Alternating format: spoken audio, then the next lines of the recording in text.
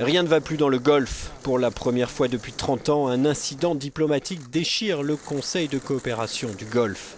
L'Arabie Saoudite, les Émirats Arabes Unis et Bahreïn ont rappelé ce mercredi leurs ambassadeurs à Doha.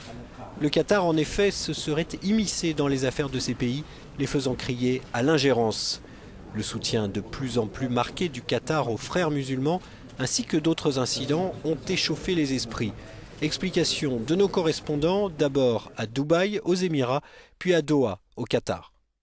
Dans ce dossier où les tensions ne datent pas d'hier, la condamnation il y a 2 jours ici à Dubaï à 7 ans de prison du Qatari Mahmoud Abdelrahman Al-Jida par une cour des Émirats Arabes Unis est loin d'avoir apaisé les esprits.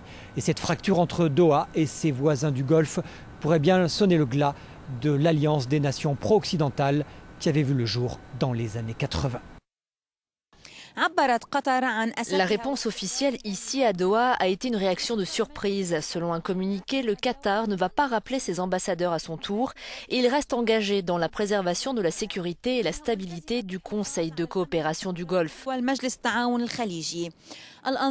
Tous les regards sont à présent tournés vers le Koweït, un ancien membre du Conseil de coopération du Golfe dont l'émir va tenter d'arranger les choses.